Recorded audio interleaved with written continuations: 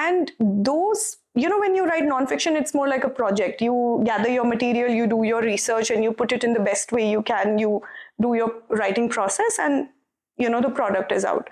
But when you're writing fiction, especially when you're writing literary fiction, so I don't write thrillers, I don't write romantic comedies and whatnot. I write about the internal lives of people, how the brain, how the heart, and how the soul is functioning, how people are sort of navigating tricky internal realities, right? I think intellectual honesty is still okay, but emotional honesty is where it gets very hard, because you're sort of, unpeeling so many layers. And then you arrive at something which you may not like. Say in one of the stories, and you tell me, and it's my favorite story. It's called Private Troubles. And sort of sometimes we do judge that I don't like this thing about me. This thing about me is cringe. This thing about me is icky. So if we don't see that, how will we write about it? And I think that is what makes literary fiction, and maybe my work, my stories, I want them to be relatable. And for that, I think I have to go to those icky, weird corners of people's minds and the crevices in your soul that you don't want to look at, the dark parts, the stupid parts. People talk a lot about the character writes itself, the character writes itself.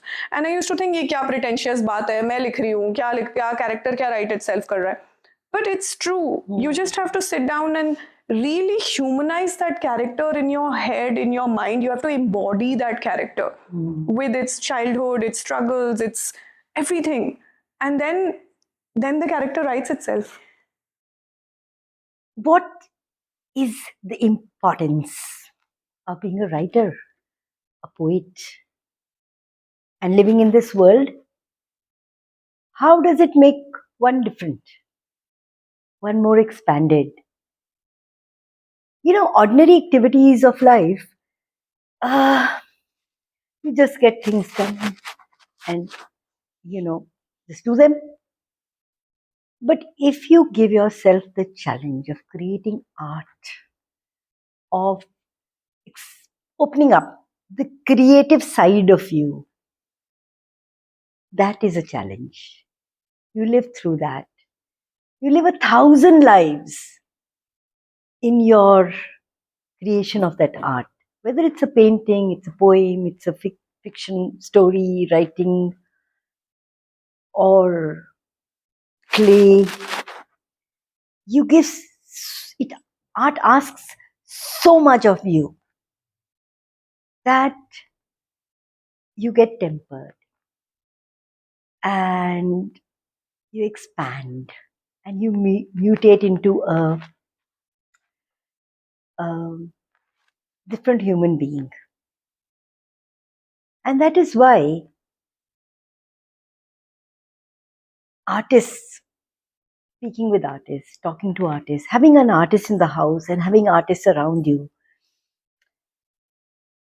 is so important, because they are a different breed of people. And their energy expands out into whoever comes in their lives. So important. I believe all of us should spread oneself into our creative selves. The conversation with Sonia Chauhan today has really served to make me more emphatic about having creativity in your world, allowing oneself to be creative. It's an amazing conversation. Please do have a listen about writing, process of writing, and the special, particular process of Sonia's writing. Have a listen. Hello, guys. Welcome to the podcast, Theatre of Joy. So good to have you here. And so good to have Sonia Chauhan. You will learn about Sonia as we go along, because she is something that I cannot, even if I try, talk about her in 1 or 2 sentences. I guess a lot of us are that. right? Like we are not one-liners, and Sonia Chauhan definitely is not. She's a poet. She is a writer, fiction writer, and she is she has an independent law practice, all in Chandigarh, which is what boggles my mind. Sonia, Hi. so honored to have you Thank you. here. Thank you so much. I am actually, this is the first podcast where I'm like broad smile at my introduction. Yeah, well, Sonia G.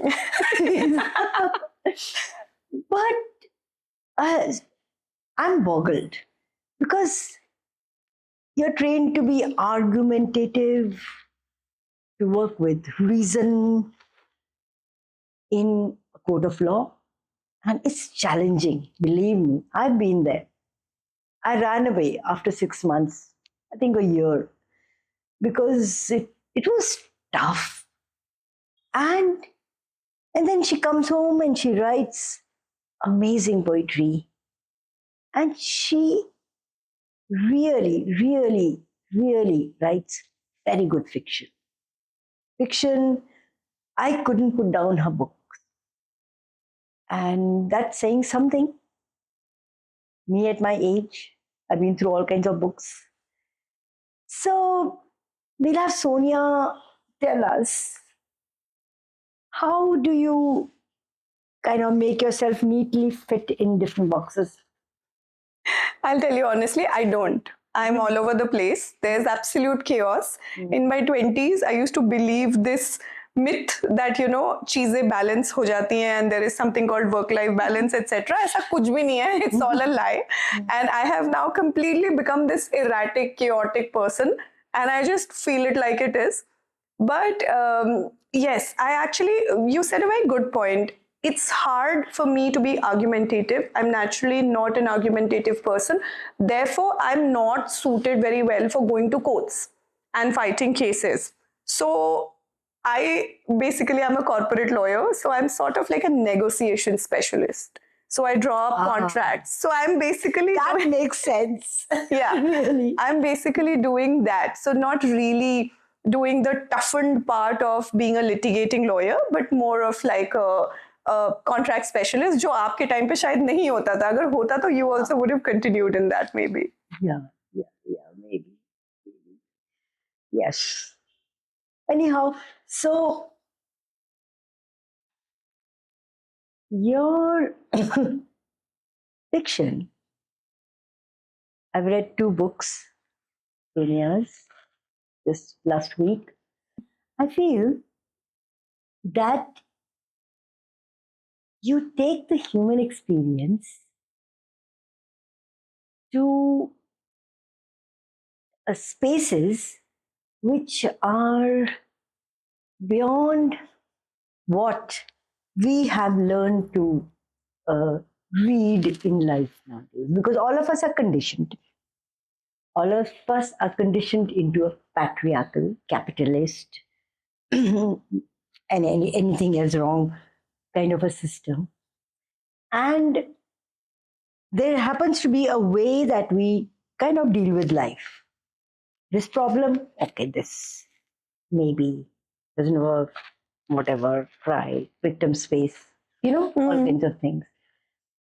And then finally, some of us come to some point in life when we say, तो ऐसे ही है, अब क्या करें, आप to deal, But there is an intellectual and emotional honesty in how Sonia writes. And even in our lives, it's difficult to even think of accessing that space, intellectual, emotional honesty. We're always thinking about, what do I need to be here? What do I need to say here? What do I need to ask here? Right? So tell us what makes your writing tick and what makes you tick when you're writing. What are your choices? What choices did you make? when you started writing? Was it tough to, you know, uh, come to this space? Are you happy with this space also? Maybe I'm too many questions again, but maybe yeah. I feel like, yes, actually, very poignant questions in the first place. And इतना वक्त हो गया है ना इन सवालों से जूझते हुए कि I've just become used to this person.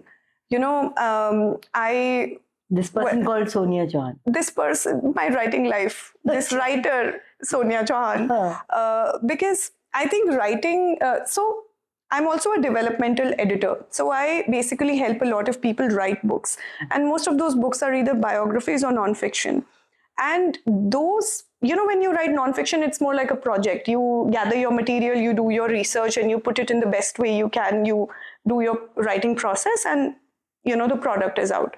But when you're writing fiction, especially when you're writing literary fiction, so I don't write thrillers, I don't write romantic comedies and whatnot. I write about the internal lives of people, how the brain, how the heart, and how the soul is functioning, how people are sort of navigating tricky internal realities, right? So I feel like that is a very emotionally laborious process. It's a lot of emotional labor, and sometimes it really drains me because it takes a lot of energy, and it's like a flowering and a blooming and a sort of wilting that's just happening within myself all the time when I'm living those characters. So it's not easy. It's actually not something I would have, if I had I known it was going to be like this, I may have chickened out and not chosen it. But I'm really happy that the effort that I put in becoming as the story progresses shows in the book. And I think that is where the relief comes from for me. Yeah, I know. I mean, like, it's easy to operate from the formula. And somehow even fiction writing has, Yes. I mean, Yes. and like you say, Bollywood films are like, the formula of Bollywood films. Sure. And there's a formula for the romantic novel, there's a formula for The thriller, the murder mystery. the murder mystery. Yeah. And writing beyond the formula, you know, Yeah. does take a lot of honesty, let's say again. Yeah, because it's honesty. It's correct. You said intellectual. I think intellectual honesty is still okay, but emotional honesty is where it gets very hard because you're sort of, unpeeling so many layers. And then you arrive at something which you may not like. Say in one of the stories, and you tell me, and it's my favorite story. It's called Private Troubles. It's about this married woman who takes a promise from her husband the day of the wedding that if XYZ happens, you'll be honest with me. And when he is honest with her, she doesn't like it. So, it's one of those human conundrums that, I believe I'm a certain kind of person and I would like this. But when that thing is served to me, I suddenly realized कि नहीं मुझे नहीं अच्छा लग रहा है ये I'm not that kind of person and oh shit why you have done a bad thing to me. So I think as humans we are so flailing and flawed and we are so unsure of everything, and the most unsure we are is of ourselves. So I think to really pin that down and put it in tangible words is, if I'm ever able to do that, I consider that to be an achievement. Which remind me that your Instagram is called Writing in Reverb. Yeah. And reverb is like you're writing about things that we all know about, but you show them to us in a different way, right? Absolutely right. And you go, Yeah. And that takes you anyway out of the formula. Yeah. Because it's easy to deal with the victim space, with the, resistance space, and actually that's what happens in life.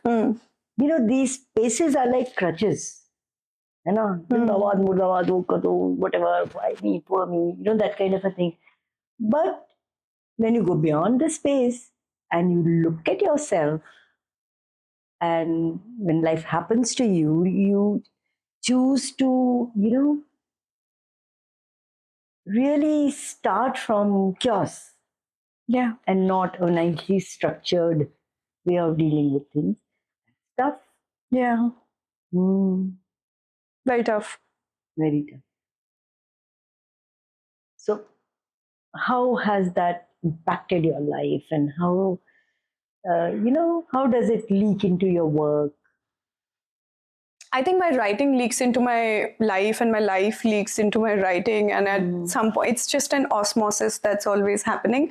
And I just feel like I don't know. I sometimes feel that, the more honest I become in my writing, the more unlikable I become as a person. Because as you mentioned, Abhina, you said something about structure में fit तो नहीं हो रहा है. अगर आप honestly देखो तो हम स्ट्रक्चर्स में नहीं फिट हो सकते. नहीं, there's no average person. है ना. तो अब क्या होता है ना कि अब फिट नहीं हो पा रहे हैं और जब ऑनेस्ट होते हैं तो देख लेते हैं कि भाई everything is leaking into everything else. So the job then is to just be okay with it. And if I am not okay with that, how will I write about it? First, I have to face it. Then I have to somehow be with it. I have to find how to be with it. Maybe not be okay with it, just to be with it. कि अभी ऐसा ही है, Without getting into the hyper semantics kind of rights and wrongs and yes, and semantics of it, because अंदर तो सब कुछ it's about integration. Like that concept also came to me a few years ago in my life, and it's been life changing. That it's about taking all of you together. And sort of sometimes we do judge that I don't like this thing about me, this thing about me is cringe, this thing about me is icky. So if we don't see that, how will we write about it? And I think that is what makes literary fiction and maybe my work, my stories, I want them to be relatable. And for that, I think I have to go to those icky, weird corners of people's minds and the crevices in your soul that you don't want to look at. The dark parts, the stupid parts. A lot of us we are so stupid. We are always, I think, like reeling under this imposter syndrome. Like we may be very academically brilliant, but we'll still marry and not know why we got married to this person, right? We might like get into bullshit relationships again and again and again. We might be self-aware of a pattern but not be able to break it. So how to sort of like be with all of this? So I think if my stories are able to, it's my motivation to write about those things so that people don't feel lonely. People feel like, okay, there's like this girl out there who's in that story, she's also struggling, I'm also struggling, I guess it's okay. That's the human condition. And I'm sure there's a point in your narrative, in a story, where you do have to make a choice about how it will resolve, where it will go. Yes, without hurting people. And if I'm hurting someone, then it has to be very intentional, because I like all my characters. I don't want to hurt any of them, just like in life. Beautiful. Just like in life. Oh my God, that opens up a different space in my head. Yeah, I mean, like, imagine how much I want to be liked, even by my characters, that I don't want to hurt them. But sometimes, obviously collateral damage happens, etc. So it's a lot of, I think one has to like keep unpeeling the layers of the self to be able to go into the character's mind. And I used to take film writing classes from long back, some years ago, and people talk a lot about the character writes itself, and I used to think, ये क्या pretentious बात है, मैं लिख रही हूँ, क्या character क्या write itself कर रहा है. But it's true. You just have to sit down and really humanize that character in your head, in your mind. You have to embody that character with its childhood, its struggles, its everything. And then the character writes itself. Yeah, okay. Now what's coming up in my head is the character writes itself, but you are the creator. Yes. Right? And you're making the choices of what the character might choose. Because, I mean, like even say the Maze of Mirrors, the character, you start up really getting into the space, oh, it's an alcoholic thing, kya kiya and all that. But then when you go along with the character, when do you start making the choices of where he will go? Because हमारी conditioning, हमारे आसपास जो है, वो तो हमें वो ही दिखाता है, Yeah. and kind of a thing. But that was quite brilliant, the way that book resolved itself. So that's the choices you make. And that's when, the result may be of you confronting yourself and being emotionally honest, with yourself and going into the space of emotional honesty. And then you understand what it means for your character to be emotionally honest. Yes, maybe not in that order, but actually, that's something very similar to what happens. Because I sort of, so see, I'll be honest, I'm a professional writer. I've been writing for years. I teach creative writing. So I know all the rules and techniques, right? वो सब मैंने चाट लिया है. तो मुझे पता है. I can reverse engineer a story and I can really take out all the elements of storytelling, all the elements of plot, character, milieu, this, that, है ना? So I never start now. I never start a story until 75% of it is already in my head. But for that, so my writing begins only when I have done like hours and hours of thinking. And I like take a blank page. And this is a tip for people who want to really write literary fiction or write character driven plots. I basically start asking myself questions and answering them. Like, for example, why am I writing this story? Why am I writing this story? I will keep writing about it. And then at some point, I can see that you're beyond that performance writing. Not at all, वो होता ही नहीं है, वो नहीं हो पाता. नहीं सब लोग करते हैं, but हाँ, मैं हमारे से इसलिए नहीं हो शायद पाता है. तो इसलिए नहीं हूँ ना मैं सक्सेसफुल, इसलिए अभी तक हो जाऊंगी, अभी नहीं हूँ. सो या मतलब हूँ शायद अभी भी. That's a separate conversation about why in my head I am like that. Let's not go there right now. Yes, So you were saying, yes. sorry. So I was saying that, so first I write that, why am I writing this story? So usse the thematic question will emerge, which will form the core of the story. Now that becomes the lighthouse. You're in the ocean, you're in a boat, everything is dark. You don't know who's with you. You don't know what the waters are like. You don't know who the creatures are inside the ocean. But you know there is a lighthouse. That is your core theme of the story. Yeah. So maybe in Maze of Mirrors, it's probably redemption. It's probably coming around. It's probably standing on your feet and taking owners, etc. है ना? तो वो मैं theme बना लेती हूँ. उसके बाद, you're like, I have this lovely friend, Ajay Veer. He's a film writer. So him and I are like writing buddies. So we learn a lot from each other. He gave me this beautiful tip. He said, imagine you are the god. And your character, you are God, you are addressing your character. What does God want to tell this character? If God appears in front of them, through their entire life and all the events that have happened, what does God want to say to them?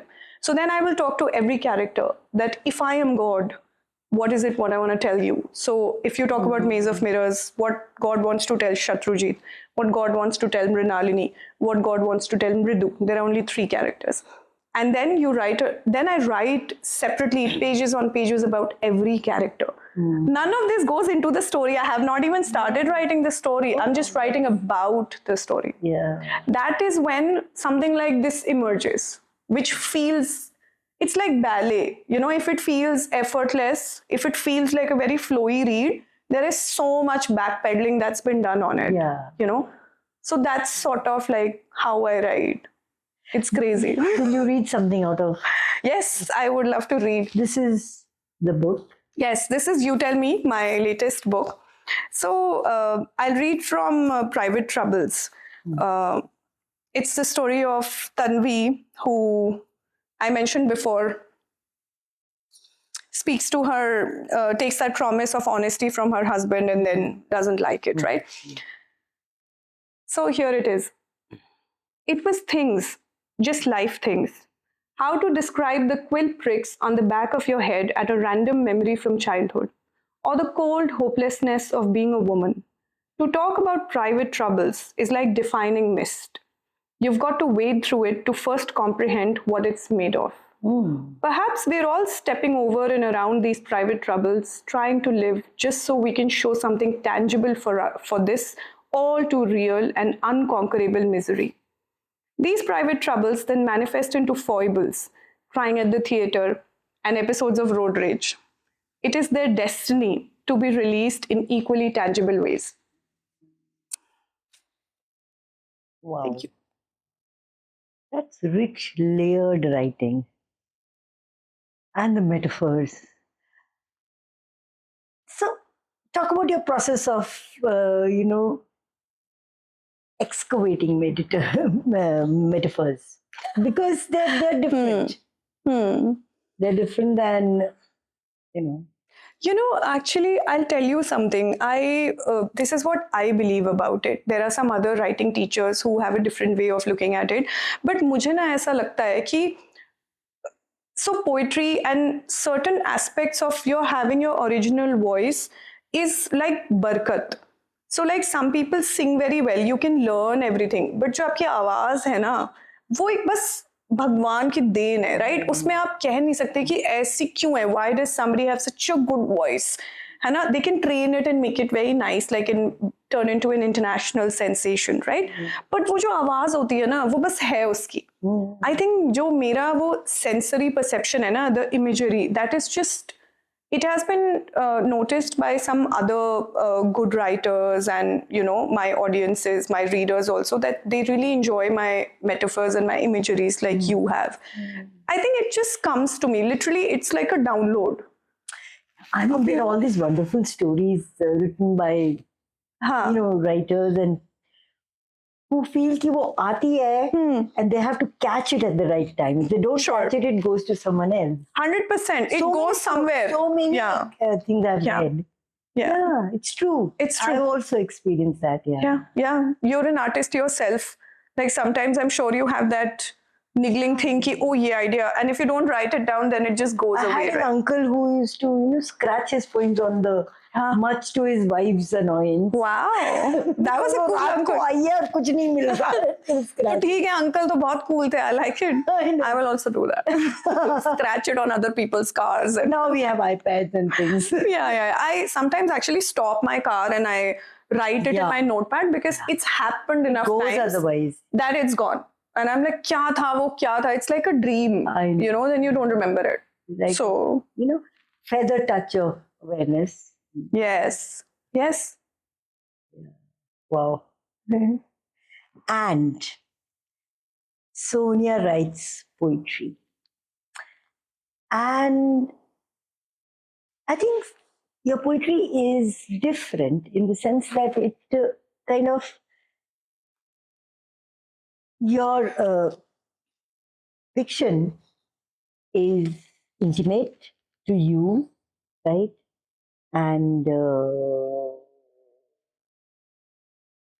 it like kind of stays around like two people, circling around something they're not going to name and that kind of thing, which is what usually happens in life. But your poetry is about the we.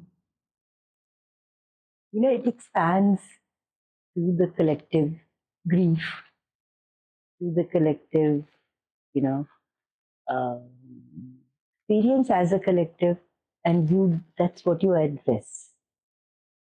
So can you just read a poem of yours?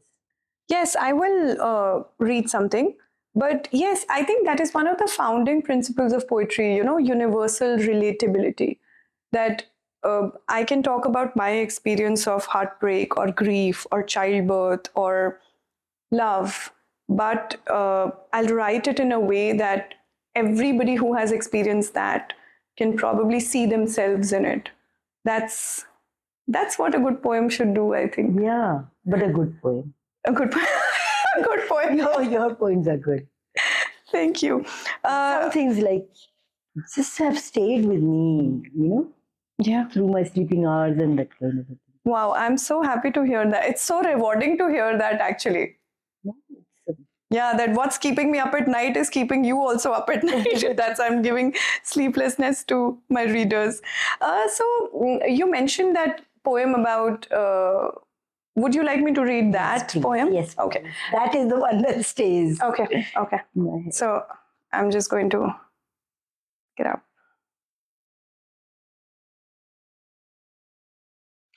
So it's called Traveling Through Your Vanishing Act. We'd only just walked to the edge when I saw you fall off the ledge. It wasn't possible to look away, harder still to forget. There are no simple lives we learnt in the aftermath. As we traveled through places carrying the weight of empty faces, and slowly we waded through all the tiresome phases that you inked fresh upon our fates. For a whole year it rained. Soon the umbrellas became a burden. Wow. Everybody walked about with fingers knit over their heads. We learned to surrender before the great water. Our wells overflowed and sank our homes, and only then we learned to swim. Bit by bit, we stitched boats. Then we climbed into our boats and we rode through the rain of tears until we arrived at the desert. This is the part that you liked. At once we were parched. That's what happens, doesn't it? At once we were parched and there was nowhere to hide. Between our sinking toes sprang a million of your eyes. We ran amok in the flat land of quicksand. You watched us from the other side. So long, friend, an unending tale is your going away. We who remain live it to this day. We who spend soaked, cold, hard days as horses with heads bowed. We who walk on water with legs of lead. We who trundle in vacant lots of castaways. At the end of the road, we learn that those who remain can hold hands in this everlasting minute of this great dismay.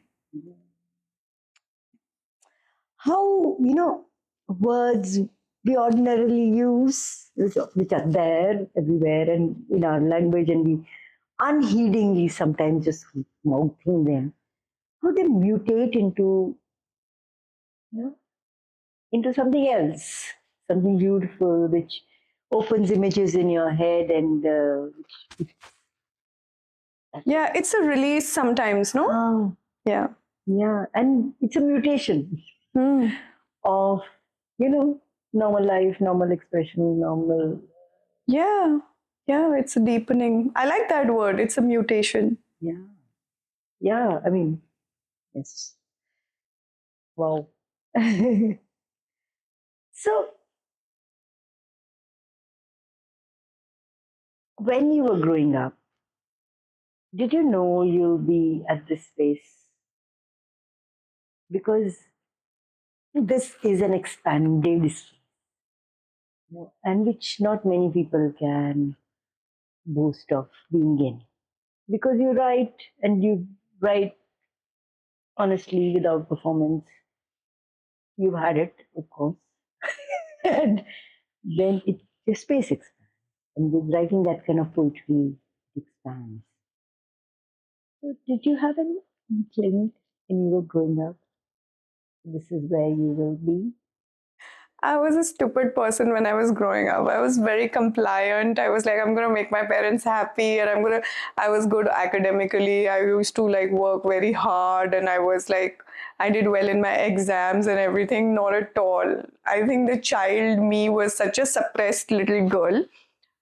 In hindsight, I do realize that, I always had I had that inner fabric of being a poet or a writer, if one may call it that, because I was very fascinated by trees. I was very fascinated by little animals, birds. I was very much like water running would make me like, feel really happy.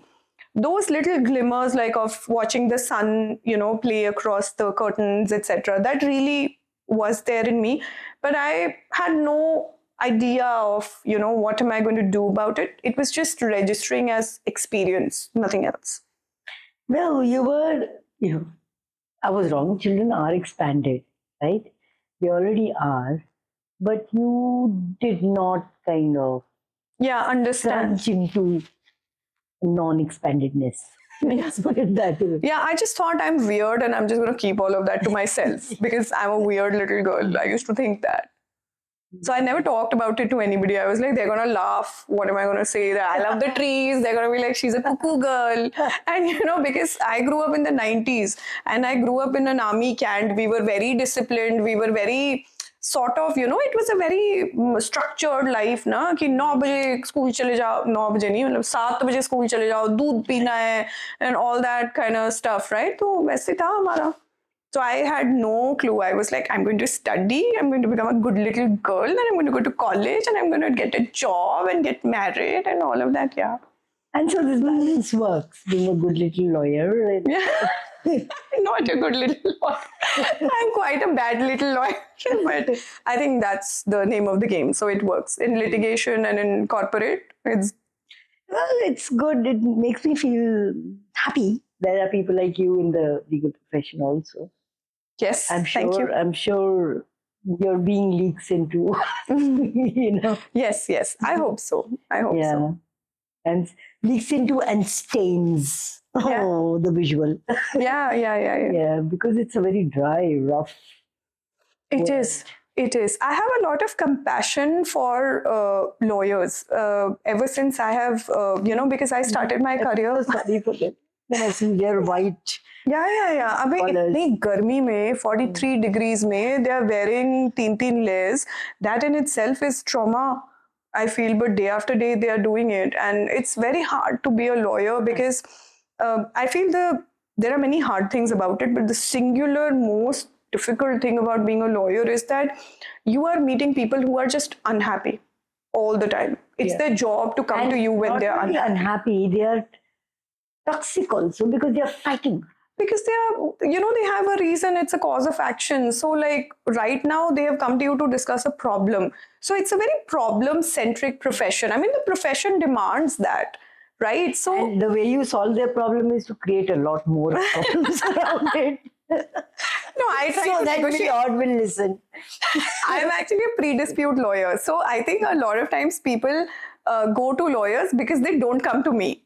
I could have solved it, right? I could have drawn up a nice contract for your transaction, and I could have done that. But people believe in, like that prevention is better than cure is not. It's like run. It's basically lost on people. So yeah, when the dispute comes, then they go to the lawyers who handle the disputes. So yeah. Are there many people like you, pre-dispute lawyers? No, in Chandigarh, no, but there are a lot of contract specialists, and I also do a lot of intellectual property. So, yeah, there are many lawyers who do it. It's a very big, huge part of law, I would say. But in Chandigarh, yes, I think Chandigarh, we have the Punjab and Haryana High Court. So, it's a court that's looking at three massive territories, right? Punjab, Haryana, and Chandigarh. So I think a lot of lawyers gravitate towards becoming litigating lawyers. But I basically am not from Chandigarh. I started my career with a law firm. So I think I sort of had the opportunity to just do and I've always gone against the grain. Like if I like doing something, I'll do that only. So like I am one of the few people who does. I still meet people who tell me that corporate का तो कोई करता है यहाँ पे corporate. I'm like मैं कर रही हूँ. So yeah, there are a few of us. The choices all the way. Yes. You're choosing to be you, the special you. Yes. And the special person that is Sonia Chauhan. I'm so glad to know you. I'm so glad to have you in my chair here. Yeah. Thank you. And have you in my life because you're not going anywhere now. Yeah, absolutely. I am so happy to be here. Thank you so much, Sonia. This was such a wonderful conversation. You're welcome, Harleen. It's really been fun, and I'm so looking forward to like having many, many more conversations with you. Yes, we should. I mean, we have so much to talk about. Yeah. And thank you for being in this world. Oh, that's such a lovely compliment. Thank you. Thank you. Thank you. Because people like you make a difference. You're not the run of the mill. You're the natural, Mirro. Yeah, there are so many of them out there. Yeah, there's these knee-jerk reactions and things. Yeah, you're choosing to be what you are. Thank you. Thank you. Thank you. Hey, if you like this content, please like and share it with someone who would also like it. And do subscribe. It will really help us.